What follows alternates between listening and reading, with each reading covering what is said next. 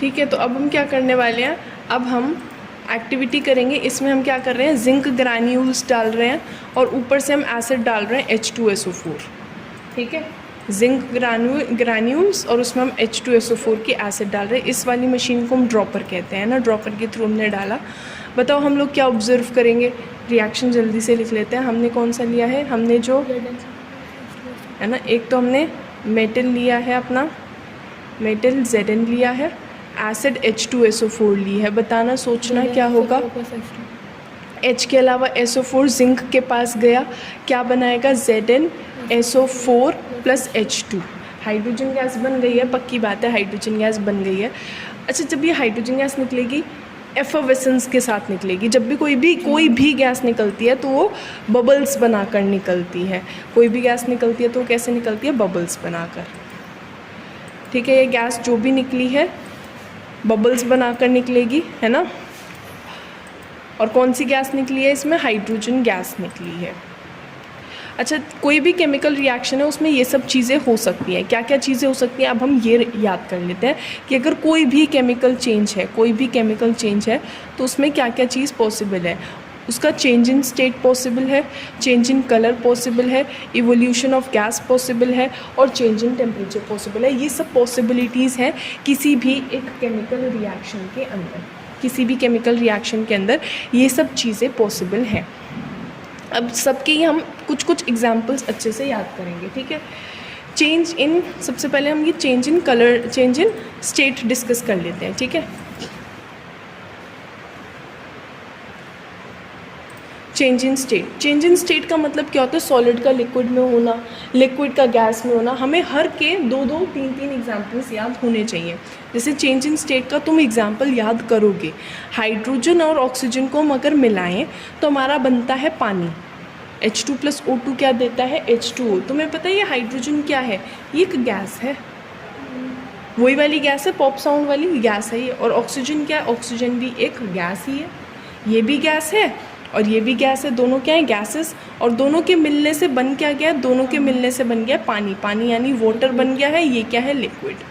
तो state change तो हुआ है, गैस से ये लिक्विड हो गया, तो स्टेट चेंज हो गया ना, कोई दिक्कत वाली बात तो नहीं है। एक चेंज और याद कर लो, एक रिएक्शन और, NH3 में अगर हम HCl डालें, NH3 एक गैस है, HCl भी एक गैस है, इन दोनों के मिलने से बनता है NH4Cl।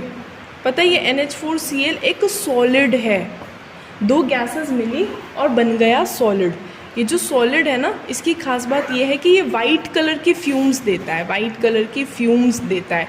बहुत ही एक अलग सा रिएक्शन है, दो गैसेस मिले और एक वाइट कलर का सॉलिड बन गया जिसकी वाइट कलर की फ्यूम्स भी थी।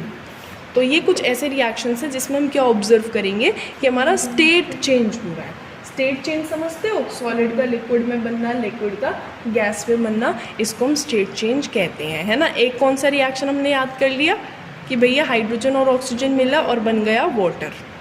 और दूसरा कौन सा, NH3 HCl से मिला और बन गया NH4Cl, गैस मिलकर सॉलिड बन गया। तो हम समझ गए कि स्टेट चेंज किसी किसी रिएक्शन में होता है। स्टेट याद रख लेना, सॉलिड, लिक्विड और गैस, ये हमारे स्टेट्स होते हैं। हो जाएगा ना, इतना तो हो जाएगा हमसे। इसके बाद हम क्या करेंगे, चेंज इन कलर डिस्कस करेंगे। इसके बाद हम चेंज इन कलर डिस्कस करेंगे। तो चेंज इन कलर में कौन कौन से रिएक्शंस हमको याद करने हैं, धीरे धीरे याद करेंगे। पहला इसका इक्वेशन हम याद कर लेते हैं। कोई बात नहीं, ये रिएक्शन बार बार रिपीट होंगे तो याद हो जाएंगे। एक तो हम ये याद कर लेंगे कि ये जो PbNO3 है, इसको पता है हम कहते क्या है, इसे कहते हैं लेड नाइट्रेट, इसे कहते हैं लेड नाइट्रेट। अगर हम इस लेड नाइट्रेट को हीट करते हैं, याद रखना, अगर हम PbNO3 को हीट करते हैं तो क्या क्या बनता है, एक तो बनता है PbO, एक बनता है NO2 और एक बनता है O2। अब हमें ये रट लेना है, PbNO3 को हीट करोगे तो क्या बनेगा, PbO + NO2 + O2, PbO + NO2 + O2। PbO का कलर है येलो, PbO का कलर येलो है। NO2 की है रेडिश ब्राउन फ्यूम्स, इसकी क्या होती है, रेडिश ब्राउन फ्यूम्स। और ये जो ऑक्सीजन है ना, इट रिकाइंडल्स द बर्निंग स्प्लिंट। अब ये क्या बात हो गई, ये ना आग को जलती हुई आग को भड़काता है, मतलब ये कैरेक्टरिस्टिक्स है तीनों की, इनको रट लेंगे। ये ना जैसे आग बुझ रही है, उसमें ऑक्सीजन डालोगे तो वो दोबारा भड़क जाएगी, दोबारा जलने लगेगी। ये 3 गैसेस बनेंगे, मतलब ये सपोर्टर ऑफ कंबशन है, आग लगाने में हेल्प करता है, सपोर्टर है ये कंबशन का, इसके बिना आग ही नहीं जलती है ना। ये कंबशन का क्या है, सपोर्टर है। अच्छा, अगर तुम्हें इसका नाइट्रेट हीट करना आ गया ना, तो दुनिया का तुम किसी के नाइट्रेट को भी हीट कर सकते हो। जैसे अगर मैं कहूँ कि बताना कॉपर नाइट्रेट है CuNO3 होल ट्वाइस, इसको गर्म करके बताना क्या क्या बनेगा, तो तुम कहोगे CuO plus NO2 plus O2। याद रखना ये जो CuO बना है ये ब्लैक कलर का है, काले रंग का है, ब्लैक कलर, और ये जो NO2 है इसकी वही रेडिश ब्राउन फ्यूम्स हैं, और ये ऑक्सीजन गैस भी बनेगा, ठीक है। तो इस रिएक्शन में भी हम क्या ऑब्जर्व करेंगे, इस रिएक्शन में भी हम ऑब्जर्व करेंगे कि हमारा क्या हो रहा है, चेंज इन कलर हो रहा है, हमारा कलर, हमारा रंग बदल रहा है, ठीक है। इसके अलावा देखो, ये तो एक टाइप का रिएक्शन हो गया। इसके अलावा अगर मैं Fe लूँ और Fe में CuSO4 डालूँ, तो अभी हम सीखेंगे इन सब रिएक्शंस को। इसको कहते हैं हम डिस्प्लेसमेंट रिएक्शन। Fe में अगर CuSO4 डालोगे, Fe प्लस CuSO4, तो पता है क्या बनता है, एक तो बनता है FeSO4 प्लस Cu। Fe अकेला कॉपर सल्फेट के पास आया, उसने कॉपर को हटा दिया, अकेला कर दिया और उसकी जगह ले ली। याद रखना है जो कॉपर सल्फेट है ब्लू कलर का है, और ये जो FeSO4 दिख रहा है ना, ये ग्रीन कलर का है। तो इसमें भी हम क्या ऑब्जर्व करेंगे, चेंज इन कलर ऑब्जर्व करेंगे। कॉपर सल्फेट ब्लू कलर का है और FeSO4 कैसे कलर का है, FeSO4 अपने ग्रीन कलर का है। याद रखना, अगर मैं इस FeSO4 को गर्म कर दूँ, FeSO4 को अगर मैं हीट करती हूँ ना, तो ये टूट जाता है। अभी किस में टूटता है, देखो रटना तो पड़ेगा, धीरे धीरे रट लेंगे। FeSO4 टूटता है Fe2O3 में प्लस SO2 में प्लस SO3 में। FeSO4 को अगर हम हीट करते हैं, क्या क्या बनता है, Fe2O3 SO2 SO3, Fe2O3 SO2 SO3। ये जो Fe2O3 है ना, इसकी रेडिश ब्राउन फ्यूम्स हैं। क्या है इसकी, रेडिश ब्राउन, सॉरी फ्यूम्स नहीं है ये रेडिश ब्राउन कलर का है। वो NO2 था जिसकी रेडिश ब्राउन फ्यूम्स थी, फ्यूम्स। FeSO4 ग्रीन कलर का है, और जब इसे हीट करते हैं ना तो बनता है Fe2O3 SO2 SO3। Fe2O3 तो रेडिश ब्राउन कलर का, और SO2 और SO3 ये दोनों गैसेस हैं, ये दोनों अपनी क्या है, गैसेस हैं।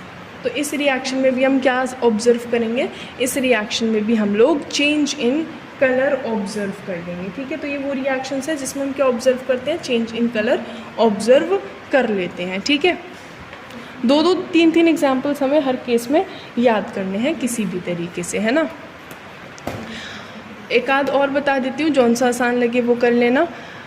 बताओ, ये हो गया लेड नाइट्रेट का हो गया। हम क्या कर लेते हैं इस बार, लेड नाइट्रेट की हमने पहले भी करा था। लेड नाइट्रेट में हम पोटेशियम आयोडाइड डाल देते हैं। मुझे बताओ, लेड नाइट्रेट के साथ था, पोटेशियम आयोडीन के साथ था। अब ये क्या करेंगे, अपने पार्टनर एक्सचेंज, ये इसके पास पहुंच जाएगा, ये इसके पास पहुंच जाएगा, है ना, ऐसा ही तो होगा। लेड को तो मिल जाएगा आयोडीन, तो Pb को I मिल गया वैलेंसी के हिसाब से, PbI2, और K को मिलेगा NO3, तो KNO3। याद रखना है जो PbI2 है ये येलो कलर का है। ये कैसे कलर का है, येलो। तो क्या हम इसमें भी चेंज इन कलर ऑब्जर्व कर पा रहे हैं, तो हाँ, हम इस रिएक्शन में भी कलर चेंज ऑब्जर्व कर पा रहे हैं। ये ऐसे रिएक्शंस हैं जिसमें हम कलर चेंज ऑब्जर्व कर सकते हैं। याद हो जाएगा किस किस रिएक्शन में हम कलर चेंज ऑब्जर्व कर पा रहे हैं, कोई 2-3 एग्जाम्पल हम याद कर लेंगे। अगर हम कोई भी हमसे कहते हैं जो हमारा PbI2 है वो येलो कलर का बनेगा। अगर हमसे कोई भी पूछे कि कोई ऐसे रिएक्शंस बताओ जिसमें कलर चेंज हो रहा है, तो हम बता देंगे, ठीक है। ठीक है, तो ये सारी गैसेस हम इवॉल्व करना सीखेंगे और इनकी धीरे धीरे कैरेक्टरिस्टिक्स भी सीखेंगे। पहला गैस कौन सा है, hydrogen gas, H2 gas. H2 hydrogen gas कैसे निकलेगा, हाइड्रोजन गैस निकलेगा, हम किसी भी मेटल में कोई भी एसिड डाल देंगे, किसी भी मेटल में कोई भी एसिड, मेटल जिंक ले लिया, एसिड HCl ले लिया, कोई और मेटल लेना है Mg ले लो, कोई और एसिड लेना है HNO3 ले लो, कोई और मेटल लेना है Ca ले लो, कोई और एसिड लेना है H2SO4 ले लो, किसी भी मेटल में कोई सी भी एसिड। तो क्या होगा, H के अलावा जो भी है, H के अलावा जो भी है मेटल के पास, तो Zn के पास Cl आ गया, ZnCl2 बनेगा और H2 बनेगा। H के अलावा NO3 है, H के अलावा NO3, तो ये बनेगा MgNO3 whole twice plus H2। इसमें क्या है, Ca के पास SO4 गया है, तो CaSO4 प्लस H2, तो हमारी हाइड्रोजन गैस इवॉल्व हो गई। इस हाइड्रोजन गैस की खास बात पता है क्या है, ये जो हाइड्रोजन गैस है ये एक तो पॉप साउंड देती है, pop sound, blue flame, flame कैसी होती है इसकी, फ्लेम होती है ब्लू कलर की। और याद रखना कोई भी गैस निकलेगी तो एफर्वेसेंस तो देगी, एफरवेसेंस, एफरवेसेंस का मतलब है बबल्स बना के निकलेगी, गैस ऐसे ही नहीं निकलती, गैस निकलती है बबल्स बनाकर। तो ये हमारी हाइड्रोजन की कहानी है। किसी भी मेटल में कोई भी एसिड डालो हाइड्रोजन निकलेगा। हाइड्रोजन गैस पॉप साउंड देता है, ब्लू फ्लेम से जलता है, ठीक है, पॉप साउंड, ब्लू फ्लेम और एफर्वेसेंस, बबल्स तो देता है। तो ये तो हाइड्रोजन की खास बात हो गई। अब ज़रा थोड़ा सा CO2 के बारे में भी डिस्कस कर लेते हैं। तो याद रखना किसी का CO3 CO2 देता है, किसी का SO3 SO2 देता है, किसी का NO3 NO2 देता है। फ़िलहाल तो हम इस वाली बात में कि किसी का CO3 क्या देता है, किसी का CO3 है ना, किसी का CO3 CO2 देता है। तो अभी हम ये वाली बात और ये वाली बात बाद में डिस्कस करेंगे। अभी हम इसमें हैं कि किसी का CO3 क्या देता है, CO2। CO3 मतलब कार्बोनेट है ना, किसी का कार्बोनेट, जैसे कि हम क्या ले रहे हैं, कैल्शियम कार्बोनेट ले लेते हैं, कैल्शियम,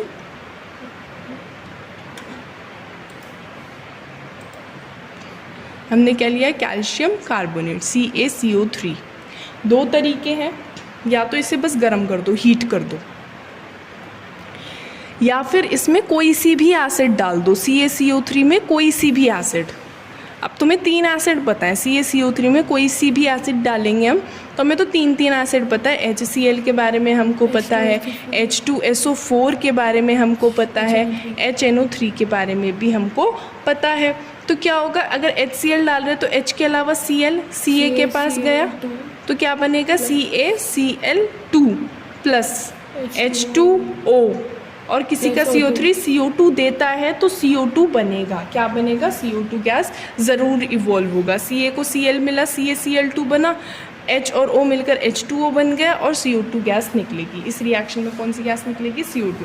अगर सिर्फ इसे गर्म कर दोगे तो क्या होगा, CaO अलग और CO2 अलग। इस रिएक्शन में भी हम ये ऑब्जर्व करेंगे कि CO2 गैस इवॉल्व हो रही है। मुझे बताओ H2SO4 डाला है तो H के अलावा SO4 Ca के पास, तो क्या बनेगा, CaSO4 plus H2O plus CO2। इस रिएक्शन में क्या होगा बताओ, CaCO3 प्लस HNO3, H के अलावा क्या है, NO3 गया Ca के पास, तो क्या बनाएगा, CaNO3 whole twice plus H2O plus CO2। इस रिएक्शन में भी हम ऑब्जर्व करेंगे कि हमारी CO2 गैस निकल रही है। अच्छा, ऐसा कुछ नहीं है कि कैल्शियम ही क्यों, कोई और भी हम ले सकते हैं। कैल्शियम के अलावा हम किसी और मेटल का भी यूज़ कर सकते हैं। कौन सा मेटल हम लोग यूज़ कर सकते हैं, हम यूज़ कर सकते हैं मैग्नीशियम, जिंक, जौन सा भी मेटल तुम्हारा मन करे। जैसे हम ले लेते हैं एक बार एलुमिनियम, थोड़ा सा हमें वैलेंसी के हिसाब से समझ आ जाएगा, है ना। एलुमिनियम के कार्बोनेट का हम यूज़ करेंगे, तो ये हमारा एलुमिनियम का कार्बोनेट ऐसा दिखता है, एलुमिनियम और कार्बोनेट। Al की वैलेंसी 3 होती है और इस कार्बोनेट की वैलेंसी 2 होती है। तो ये तो हमारा किसका फॉर्मूला है, एलुमिनियम कार्बोनेट का फॉर्मूला है। हमारे पास क्या क्या तरीके हैं, तो या तो हम इस Al2CO3 होल थ्राइस को हीट कर दें, या फिर इस Al2CO3 होल थ्राइस में कोई सी भी एसिड डाल दें, कोई सी भी क्या डाल दें, एसिड डाल दें, या तो बस गर्म कर दो या कोई सी भी एसिड डाल दो। अब कौन सी एसिड डालना आता है हमको, एसिड हमें 3 पता है जो हम अच्छे से याद भी रखेंगे, HCl, H2SO4 और एक और एसिड है HNO3। अगर हम एलुमिनियम कार्बोनेट को बस हीट कर दें तो क्या होगा, इसका ऑक्साइड तो अलग हो जाएगा, Al2O3 ऑक्साइड अलग हो गया, ठीक है, एल्यूमिनियम ऑक्साइड अलग हो गया और CO2 अलग हो जाएगा, ऑक्साइड अलग और कार्बन डाइऑक्साइड अलग। Al2O3 ही क्यों बना, तो वो तो वैलेंसी के हिसाब से बना है, उसको तो हम सोच ही लेंगे। मुझे बताओ एल्यूमिनियम कार्बोनेट में अगर हम HCl डालें तो H के अलावा Cl है, Cl जाएगा Al के पास, क्या बनाएगा, Al के पास है Cl और Al की वैलेंसी है 3, तो AlCl3 प्लस किसी का CO3 CO2 देता है तो CO2 बनेगा, प्लस H2O भी बनेगा, पानी भी बनेगा। ठीक है, इसमें क्या है, H के अलावा SO4 है, SO4 जाएगा Al के पास, तो क्या बनेगा, AlSO4। Al की वैलेंसी 3 है, SO4 की वैलेंसी 2 है, प्लस क्या बनेगा, CO2 बनेगा, प्लस क्या बनेगा, H2O बनेगा। इस रिएक्शन को और देख लेते हैं, कुछ नहीं है, धीरे धीरे आ जाएगा। हमारे पास H के अलावा NO3 क्या गया, Al के पास गया, क्या बनाया है, AlNO3। Al की वैलेंसी क्या होती है, 3, तो AlNO3 होल थ्राइस बनेगा। और तो और हमें पता है किसी का CO3 CO2 देता है तो प्लस CO2 बनेगा, इसके अलावा पानी भी बनेगा, यानी कि हमारा क्या बनेगा, H2O भी बन जाएगा।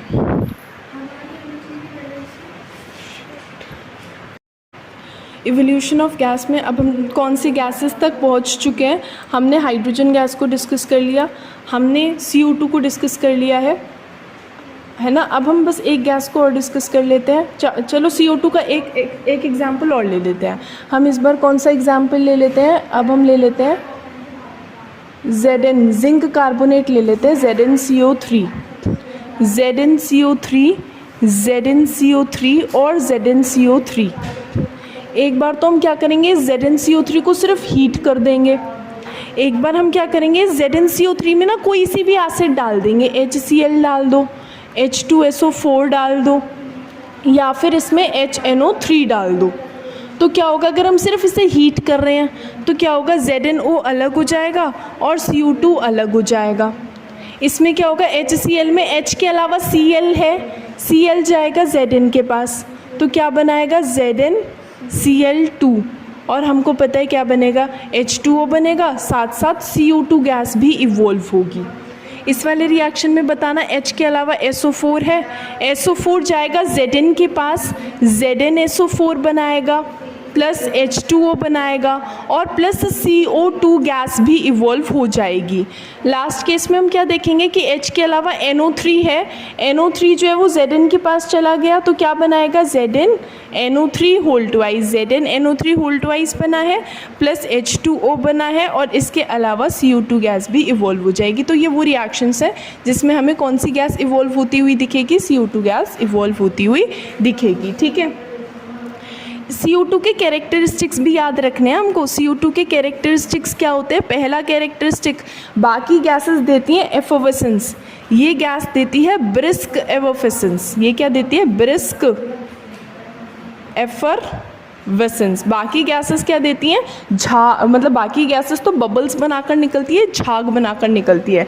जैसे कोल्ड ड्रिंक को शेक करते हो, जब कोल्ड ड्रिंक को शेक करते हो तो एक झाग आ जाती है, वो CO2 की होती है। इसके अलावा ये जो CO2 है ना, एक तो ब्रिस्क एफोवेसेंस देता है, दूसरा पता है ये जो CO2 ये क्या कर सकता है, इस CO2 ये ना आग बुझा सकता है, ये फायर को एक्सटिंग्विश कर सकता है। फायर एक्सटिंग्विशर में हम इसे यूज़ करते हैं, ये आग को बुझा सकता है। ये क्या करता है, जली जलाई आग को बुझा देता है। ठीक है, और पता है क्या करता है ये CO2, आग को बुझाता है, ब्रिस्क एफोवेसेंस यानी कि झाग बनाता है ना। और एक काम और कर सकता है, इसका जो मेन टेस्ट होता है वो ये है कि ये लाइम वाटर को मिल्की कर देता है। ये क्या करता है, लाइम वाटर को मिल्की, ये इसका मेन टेस्ट है, लाइम वाटर को मिल्की करना, ये इसकी मेन कैरेक्टरिस्टिक्स है, मेन टेस्ट है लाइम वाटर को मिल्की करना। अब देखो थोड़ा थोड़ा हमें समझना पड़ेगा कि ये जो लाइम होता है ये होता क्या है। लाइम होता है अपना, लाइम होता है CaO, लाइम होता है CaO, वाटर होता है H2O।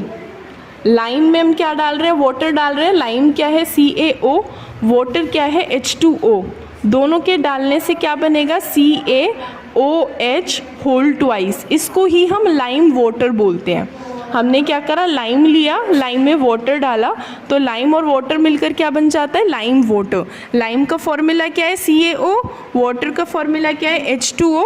दोनों के मिलने से क्या बन गया है, लाइम वाटर बन गया है। ठीक है, दोनों के मिलने से लाइम वाटर बन गया। ये हमारा लाइम वाटर का फॉर्मूला है। इसको स्लेकेट लाइम भी कहते हैं, लाइम वाटर या फिर स्लेकेट लाइम। CaO क्या है, लाइम, H2O क्या है, वाटर। दोनों के मिलने से क्या बन गया, लाइम वाटर। ठीक है, CaO में H2O डाला तो क्या बन गया, CaOH होल ट्वाइस। इसे हम क्या कहते हैं, लाइम वाटर, है ना। अब हम क्या करेंगे, इस लाइम वाटर में CaOH होल ट्वाइस में, लाइम वाटर में क्या डालेंगे, CO2, कार्बन डाइऑक्साइड डालेंगे। जब हम लाइम वाटर में कार्बन डाइऑक्साइड डालते हैं, पता है क्या बनता है, CaCO3 बनता है और H2O बनता है। ये जो CaCO3 है ना, यही अपना मिल्की सब्सटेंस है। यही क्या है, यही अपना मिल्की सब्सटेंस है। तो अब हमें CO2 के बारे में क्या क्या पता चला। ये एक तो किसी के कार्बोनेट से बनेगा, कार्बोनेट को हीट करने से, या फिर किसी के कार्बोनेट में एसिड डालने से। CO2 गैस क्या क्या कर सकता है, तो एक तो ये झाग बनाकर निकलता है, दूसरा ये आग बुझा सकता है, और तीसरा ये लाइम वाटर को मिल्की कर देता है। लाइम वाटर क्या होता है, लाइम होता है CaO, वाटर क्या होता है, H2O। दोनों के मिलने से क्या बनता है, lime water. Formula CaOH whole twice. Lime water में पास करोगे अगर तुम CO2, तो जैसे किसी का CO3 CO2 देता है ना, वैसे ही किसी का CO2 CO3 भी देता है, तो ये इसका ही CO3 बना देगा, CaCO3, और पानी बनेगा। ये जो CaCO3 है ना, यही मिल्की सब्सटेंस है जो लाइम वाटर को मिल्की कर रहा है। तुमको पता है वो जो हम यूज़ करते हैं ना वाइट वॉशिंग के लिए, उसमें भी हम लाइम का इस्तेमाल करते हैं। हम क्या करते हैं, ये चूना है ना, चूना, इसे ही तो लाइम कहते हैं। इसे पानी में डाल देते हैं, फिर इन्हें आप अपनी दीवारों पर लगा देते हैं, तो फिर इनके मिलने से कैल्शियम कार्बोनेट की वाइट फिनिशिंग इस कैल्शियम कार्बोनेट की आती है। ये कैल्शियम कार्बोनेट क्या देता है ये कैल्शियम कार्बोनेट ही वाइट कलर की फिनिशिंग देता है। तो ये कहानी तो हो गई अपने CO2 गैस की। CO2 गैस के अलावा थोड़ा सा SO2 के बारे में भी डिस्कस कर लेते हैं। मुझे बताओ SO2 गैस कैसे निकलेगी। SO2 गैस निकलेगी किसी के SO3 को यूज़ करके, जैसे CaSO3 और CaSO3। क्या क्या तरीका है, या तो बस इसे हीट कर दो, या फिर इसमें कोई सी भी एसिड डाल दो, HCl डाल दो, H2SO4 डाल दो, या फिर इसमें डाल दो HNO3। या तो बस इसे हीट कर दो, या फिर इसमें कोई सी भी एसिड डाल दो। जब इसे हीट करोगे तो क्या होगा, CaO अलग, SO2 अलग। इसमें क्या है, H के अलावा Cl है, तो H के अलावा Cl इधर जाएगा, क्या बनाएगा, CaCl2 plus H2O plus SO2। Simple है ना। H के अलावा क्या है, SO4 गया Ca के पास, क्या बनाएगा, CaSO4 बनाएगा प्लस H2O बनाएगा प्लस SO2 बनाएगा। इस रिएक्शन में क्या होगा, H के अलावा NO3 Ca के पास गया तो क्या बनाएगा, CaNO3 whole twice plus H2O और प्लस SO2। ये वो रिएक्शंस हैं जिसमें हमें कौन सी गैस इवॉल्व होती हुई नज़र आएगी। ये वो रिएक्शंस हैं जिसमें हमें SO2 गैस इवॉल्व होती हुई नज़र आएगी। कोई दिक्कत वाली बात तो नहीं है। ये वो रिएक्शंस हैं जिसमें SO2 गैस इवॉल्व होगी। इसके अलावा NO3 से NO2 बनता है, इसको भी डिस्कस कर लेते हैं। किसी के भी NO3 को, जैसे CaNO3 होल ट्वाइस, इसको तो अच्छे से रट लेना, PbNO3 whole twice, CuNO3 whole twice. अगर हम इन्हें हीट करें, CaNO3 होल ट्वाइस को हीट करेंगे, क्या बनेगा, CaONO2O2। PbNO3 होल ट्वाइस को हीट करेंगे, क्या बनेगा, PbONO2O2। CuNO3 होल ट्वाइस को हीट करेंगे, क्या बनेगा, CuONO2O2। मैंने इस पे ही क्यों ख़ास वो डाला है, क्योंकि इसमें याद रखना जो PbO है ये येलो कलर का है, और ये जो NO2 है इसकी रेडिश ब्राउन फ्यूम्स हैं। तो इसमें बहुत सारी कैरेक्टरिस्टिक्स दिख रही है ना हमको। PbNO3 होल ट्वाइस को हीट करेंगे, PbO येलो कलर का बन जाएगा, NO2 की रेडिश ब्राउन फ्यूम्स होगी, और ये ऑक्सीजन गैस भी निकलेगी। ठीक है। तो ये वो रिएक्शन है जिसमें NO2 भी निकल रहा है और O2 भी निकल रहा है। याद रखना NO2 निकालने का हमारे पास यही तरीका है, किसी के NO3 को हीट कर दो, एसिड मत डालना इस केस में, है ना। किसी के बस NO3 को हीट कर दो, किसी के भी NO3 को, जैसे कि कौन सा Mg ले लेते हैं, सोच के बताना। अगर MgNO3 होल ट्वाइस को हीट करते तो क्या बनता, MgO बनता, NO2 बनता और क्या बनता, O2 बनता। ये ऐसे रिएक्शंस हैं जिसमें हम इवोल्यूशन ऑफ गैस देखेंगे। अच्छा, NO2 की क्या खास बात है, NO2 की खास बात ये है, पता ना क्या खास बात है, reddish brown fumes, reddish brown fumes, ये अपने NO2 की खास बात है, ठीक है। हाँ, इसके अलावा किसी किसी रिएक्शन में हम चेंज इन टेम्परेचर भी देखेंगे। चेंज इन टेम्परेचर दो तरीके का होता है, टेम्परेचर चेंज दो तरीके का होता है, या तो हीट एब्जॉर्ब होती है या फिर हीट इवॉल्व होती है। दो चीज़ें हो सकती हैं, या तो हीट एब्जॉर्ब होगी अंदर जाएगी या हीट बाहर आएगी। जिस रिएक्शन में हीट अब्जॉर्ब होती है वो तो पहले से ठंडा हो जाता है, और जिसमें हीट इवॉल्व होती है वो पहले से गर्म हो जाता है। तो दो तरीके के चेंजेस पॉसिबल हैं, या तो हीट अब्जॉर्ब, अगर हीट अब्जॉर्ब होता है तो हम उसको बोलते हैं एंडो मतलब अंदर आना, एंडोथर्मिक। और ऐसे में जो चीज़ है वो ठंडी हो जाती है, वो कैसे हो जाती है, पहले के कंपैरिजन में कोल्ड। अगर हम दो टेस्ट ट्यूब्स को मिक्स करें और हमें ऐसा महसूस हो कि हमारा जो चीज़ है वो गरम गरम है ना,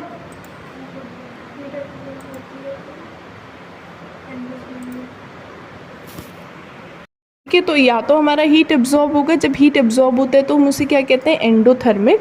और ऐसे में जो सब्सटेंस है वो पहले से कोल्ड हो जाता है। या फिर हीट इवॉल्व हो सकती है, हीट क्या हो सकती है, इवॉल्व। और जब हीट इवॉल्व होती है ना तो वो पहले के कंपैरिजन में हॉट हो जाता है, गर्म। और ऐसे प्रोसेस को हम कहते हैं एक्सोथर्मिक। ऐसे प्रोसेस को हम क्या कहते हैं, एक्सोथर्मिक। तो ये दो पॉसिबिलिटीज़ हैं, या तो एक्सोथर्मिक होगा ये एंडोथर्मिक होगा। अब हमें कैसे पता लगेगा कौन से एग्जाम्पल याद करने हैं, तो धीरे धीरे करते हैं यार। जब भी दो चीज़ें मिलती हैं, जैसे Ca है, CaO, ये H2O से मिला, हमें तो ये याद भी है, लाइम वाटर क्या बनता है, lime water, CaOH whole twice. जब भी दो चीज़ें मिलती हैं, अभी हम आगे भी सीखेंगे, इनको कॉम्बिनेशन रिएक्शंस कहते हैं, लेकिन अभी जब भी दो चीज़ें मिलती हैं तो इसमें हीट बाहर आती है, तो ऐसा प्रोसेस होता है एक्सोथर्मिक। इसमें क्या होता है, हीट ना बाहर आती है। तो ऐसा प्रोसेस कैसा होगा, ऐसा प्रोसेस होगा अपना एक्सोथर्मिक प्रोसेस। ऐसा प्रोसेस कैसा होगा, एक्सोथर्मिक प्रोसेस होगा, समझ गए। जब भी दो, जैसे C+O2, तुमको पता है अगर हम सिर्फ O2 दे रहे हैं मतलब एक तरीके से जला रहे हैं, कार्बन को जलाया बन गया कार्बन डाइऑक्साइड, इसमें भी तो दो चीज़ें मिल ही रही हैं, तो ये कैसा होगा, एक्सोथर्मिक। तो एंडोथर्मिक क्या होगा, एंडोथर्मिक होगा जिसमें हमें हीट देनी पड़ेगी। जैसे कि बहुत सारी चीज़ों को तुम्हें तोड़ना आता है, कौन सी चीज़ को तुमको तोड़ना आता है, तुमको एक चीज़ तो तोड़नी आती है। तुम्हें पता है कि अगर हम एक चीज़ लें PbNO3 होल ट्वाइस और इसे हीट करें तो क्या बनेगा, PbO plus NO2 plus O2। अब मुझे एक बात बताओ, इसमें हमें हीट करना पड़ रहा है, मतलब ये प्रोसेस एंडोथर्मिक है। कैसा है ये, एंडोथर्मिक। इसमें हमें हीट देनी पड़ेगी। और भी चीज़ों को तोड़ना आता है, तुम्हें बताओ कौन सी चीज़ को तोड़ना आता है, एंडोथर्मिक का एग्जाम्पल है। और कौन सी चीज़ को तोड़ना आता है तुम्हें, FeSO4 को भी तोड़ना आ गया। FeSO4 को तोड़ोगे क्या बनेगा, Fe2O3 SO2 SO3। देखो अभी हाइपर मत हो कि मतलब एकदम से इतनी सारी इक्वेशंस कैसे याद होंगी, धीरे धीरे सब हो जाता है। ये FeSO4 हमने तब भी पढ़ा था कि ये तो ग्रीन कलर का है, और ये Fe2O3 याद है, रेडिश ब्राउन कलर का था। इसमें भी तो चीज़ टूट ही रही है, ब्रेक हो रही है, तो ये प्रोसेस भी कैसा है, एंडोथर्मिक समझते हो ना। इसमें हमें हीट देनी पड़ेगी, क्या करनी पड़ेगी, देनी पड़ेगी। और कोई चीज़ तोड़नी आती है, बहुत चीज़ें तोड़नी आती है तुम्हें। CuCO3 को सोचना, तोड़ोगे क्या बनेगा, CuO अलग CO2 अलग। अगर मैं कहूँगी कि CO सारे एंडोथर्मिक हैं, जैसे CuNO3 होल ट्वाइस को हीट करोगे क्या बनेगा, CuO plus NO2 plus O2। मतलब हमें एक बात क्लियर हो रही है, जब दो चीज़ें मिलती हैं तो एक्सोथर्मिक होता है प्रोसेस, जब एक ही चीज़ टूटती है तो एंडोथर्मिक होता है प्रोसेस, है ना।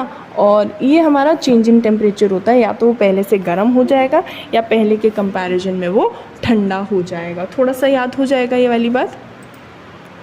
बाकी धीरे धीरे ये सारी ही इक्वेशंस, हर इक्वेशन इस चैप्टर में बार बार रिपीट होगी तो हमें धीरे धीरे याद हो जाएंगी, है ना। कुछ प्रोसेस तो ऐसे होते हैं जिसमें चीज़ें मिलती हैं, जब चीज़ें मिलती हैं CaO में H2O मिला, इसको कॉम्बिनेशन भी कहते हैं। तो CaOH होल ट्वाइस बनता है। लाइम, इसे पता है क्या कहते हैं, लाइम, इसे क्या कहते हैं, वाटर, और इसे कहते हैं लाइम वाटर। लाइम वाटर को कौन मिल्की करता था, CO2 मिल्की करता था, है ना। तो ये वाला जो प्रोसेस है ये कैसा है, एक्सोथर्मिक। इसको ना वाइट वॉशिंग के लिए भी यूज़ करते हैं। वाइट वॉशिंग के लिए पता है कैसे यूज़ करते हैं, वाइट वॉशिंग में हम क्या करते हैं, सबसे पहले पानी में चूना डाल देते हैं। जब हमने पानी में चूना डाल दिया और उसको ना ढक देते हैं, क्योंकि वो बहुत ज़्यादा हीट इवॉल्व करता है, बहुत ज़्यादा हीट, मतलब उसे खोलोगे ना तो मतलब हाथ भी जल सकता है, बहुत ज़्यादा गर्म ये प्रोसेस हो जाता है ना। इसमें क्या होती है, हीट इवॉल्व हो रही है, क्या हो रही है, हीट इवॉल्व, ठीक है। अच्छा एक बात और है, हीट तो इवॉल्व हो रही है वो तो ठीक है, इसे हम ढकते ही क्यों है, इसमें ना आवाज़ भी आती है। इस रिएक्शन की एक खास बात और है, अगर याद हो पाए तो इसमें हिसिंग साउंड आती है।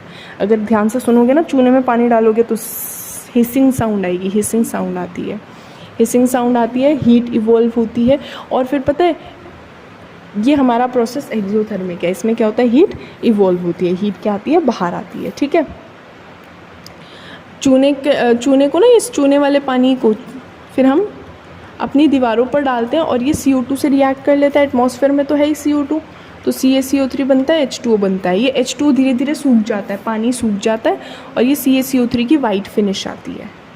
ये क्या देता है, वाइट फिनिश, वाइट कलर का एक फिनिशिंग सा जो तुमको दिख रहा है ना, वो CaCO3 का है।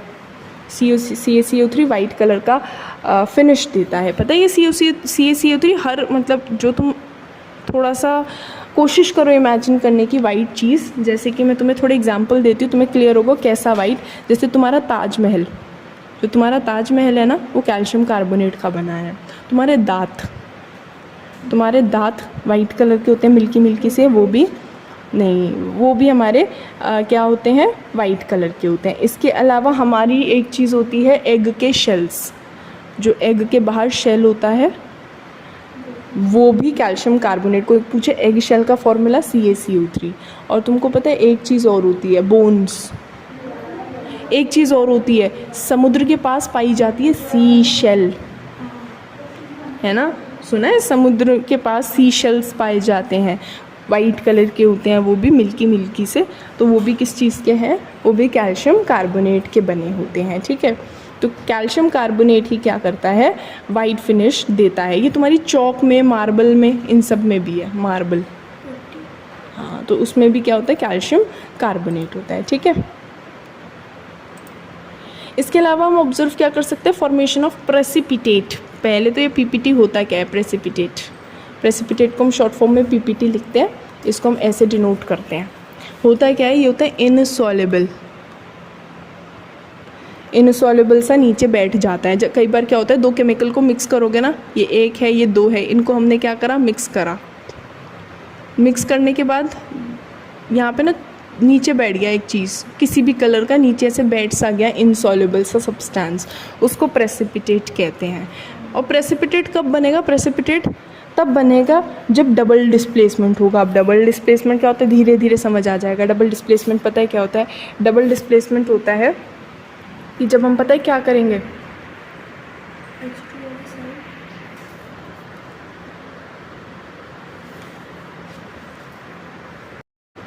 डबल डिस्प्लेसमेंट पता है कब होगा, जब हम लोग दो चीज़ें, जैसे कि हमारे पास कोई भी, जैसे पोटाशियम के पास आयोडीन था, लेड के पास नाइट्रेट था, कोई किसी के साथ है, कोई किसी के साथ है। अब इन्होंने सोचा कि अपने, है ना, अपने साथियों को बदल दिया जाए, तो के ने NO3 को चूज़ कर लिया और PB ने I को चूज़ कर लिया। ये इसके साथ था, ये इसके साथ था, अब इन्होंने क्या करा, एक्सचेंज कर लिया, ये इसके साथ, ये इसके साथ। ऐसे रिएक्शन को डबल डिस्प्लेसमेंट कहते हैं और डबल डिस्प्लेसमेंट में पीपीटी बनता है, प्रेसिपिटेट बनता है, इसलिए इन रिएक्शंस को प्रेसिपिटेशन रिएक्शन भी कहते हैं। प्रेसिपिटेशन रिएक्शन वो तो धीरे धीरे आ जाएगा, अभी ये समझ लो, है ना। ये क्या होता है, डबल डिस्प्लेसमेंट होता है, कोई किसी के साथ है, कोई किसी के साथ है और दोनों ने अपने साथियों को एक्सचेंज कर लिया है, ठीक है। और कोई एग्जांपल सोचें, हाँ बिल्कुल सोच सकते हैं। बेरियम का क्लोरीन के साथ ले लो, बेरियम क्लोराइड है और सोडियम सल्फेट है, कोई भी किसी के साथ सोच लोगे ना और फॉर्मूला भी ढंग से वैलेंसी के हिसाब से बना लोगे। अब क्या करो, पार्टनर एक्सचेंज कर दो, बेरियम सल्फेट के पास पहुंच जाएगा और सोडियम क्लोराइड के पास पहुंच जाएगा। ये बेरियम सल्फेट जो दिख रहा है ना, ये वाइट कलर का पीपीटी होता है, अलग अलग कलर के बनते हैं पीपीटी। ये जो PbI2 है ये येलो कलर का बनता है, येलो पीपीटी। तो कुछ रिएक्शंस ऐसे हम ऑब्जर्व करेंगे जिसमें पीपीटी बनेगा, प्रेसिपिटेट बनेगा। प्रेसिपिटेट कब बनेगा, जब कोई किसी के साथ है, कोई किसी के साथ है और अब ये सोच रहे हैं कि हम ना पार्टनर्स एक्सचेंज कर लें, तो ऐसे रिएक्शंस में पीपीटी बन जाता है, प्रेसिपिटेट। चलो, तो अब तक हमने क्या ऑब्जर्व करा, हम लोग क्या ऑब्जर्व कर सकते हैं, change in state. Change in state समझते हो ना, सॉलिड का लिक्विड बनना, लिक्विड का गैस बनना, ये चेंज इन स्टेट होता है, ठीक है। चेंज इन स्टेट के अलावा चेंज इन कलर, तुम्हें पता है एक फ्रूट जब राइप होता है, जब एक फल पकता है तो उसका रंग बदल जाता है ना। इवोल्यूशन ऑफ गैस, कई रिएक्शंस में हम गैस इवॉल्व होती हुई देखेंगे। चेंज इन टेम्परेचर, हमें पता है 2 टाइप के चेंजेस हम ऑब्जर्व करते हैं, या तो पहले से गर्म हो जाता है या पहले से ठंडा। मुझे बताओ, बर्फ़ का पिघलना एक्सोथर्मिक या एंडोथर्मिक, दिमाग लगाओ। जब हमारी बर्फ़ पिघलती है, जो आइस होती है वो मेल्ट करती है, सुना होगा बर्फ़ पिघलना, तो सब ने ही सुना होगा। जब बर्फ़ पिघलती है तो उसे छूकर तुम्हें ठंडा महसूस होता है, गर्म महसूस होता है? ठंडा महसूस हो रहा है, कोल्ड। कोल्ड मतलब एंडोथर्मिक, मतलब वो ना आसपास से हीट ले रही है, ठीक है। तो ये कैसा प्रोसेस है, एंडोथर्मिक प्रोसेस है, ठीक है। एंडोथर्मिक एक्सोथर्मिक 2 टाइप के प्रोसेस थे, हमने डिस्कस करा था। पीपीटी बनता था, किसी किसी में देखो ऐसा इनसॉल्युबल सा नीचे बैठ सा जाएगा। ये देखो वैलेंसी चार्ट थोड़ा सा हमें याद करना पड़ेगा, ये सारे ही नहीं याद करने हैं, और जैसे मैंने बताया वैसा मुझे सही लगता है। 1 वैलेंसी, 2 वैलेंसी, 3 वैलेंसी ऐसा करके याद कर लो, और उसके अलावा कार्बोनेट, सल्फेट जो इम्पोर्टेंट वाले याद कर लो। उसके हिसाब से हमारा पूरा काम हो जाएगा, कोई दिक्कत नहीं बैठेगी, ठीक है। ये कैडमियम और ये सब तो यूज़ भी नहीं होते, तो इनको याद करने का कोई ऐसा फ़ायदा नहीं है ना। केमिकल इक्वेशंस भी हम धीरे धीरे बनाना सीखेंगे। देखो, एक तो ये होता है कि हमने लिख दिया मैग्नीशियम ऑक्सीजन से मिला, मैग्नीशियम ऑक्साइड बना। एक होता है हम इक्वेशन लिख रहे हैं, इक्वेशन ऐसे होती है Mg+O2 गिव्स MgO। तो है क्या ये हमारी केमिकल इक्वेशन क्या है, एक सिंबॉलिक रिप्रेजेंटेशन है किसी भी केमिकल रिएक्शन का। केमिकल इक्वेशन में be defined as a symbolic representation of any chemical change, है ना। लेफ्ट हैंड साइड पे रिएक्टेंट्स होते हैं और राइट हैंड साइड पे प्रोडक्ट्स होते हैं, दोनों के बीच में एरो होता है, दोनों के बीच में क्या होता है, एरो। जैसे मैग्नीशियम Mg+O2 क्या बन रहा है, MgO। तो Mg और O2 ये क्या है, रिएक्टेंट्स हैं, और MgO ये क्या है, प्रोडक्ट है। दोनों के बीच में हमारा क्या होगा, दोनों के बीच में एरो हमको दिखेगा, ठीक है। रिएक्टेंट्स लिखते हैं, प्रोडक्ट लिखते हैं और दोनों के बीच में एरो बनाते हैं। 2 रिएक्टेंट्स एक प्लस के साइन से सेपरेटेड होते हैं, और अगर 2 प्रोडक्ट हैं वो भी प्लस के साइन से सेपरेटेड होंगे। अब धीरे धीरे हम इक्वेशंस को बैलेंस करना भी सीखेंगे।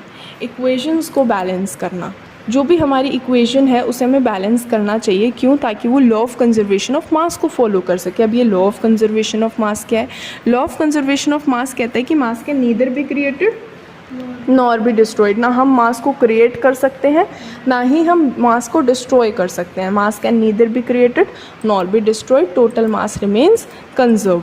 अगर हमें टोटल मास कंजर्व रखना है तो जितना हमें रिएक्टेंट साइड दिख रहा है उतना ही हमें प्रोडक्ट साइड भी दिखना चाहिए। जैसे मैं पहले तुम्हें कुछ इक्वेशन बताती हूँ। ये हमारे पास हाइड्रोजन था, ये हमारे पास ऑक्सीजन था, दोनों के मिलने से बन गया पानी H2O। दोनों के मिलने से क्या बन गया है, पानी बन गया है। और इसको हम थोड़ा सा बैलेंस करना सीखेंगे, ठीक है।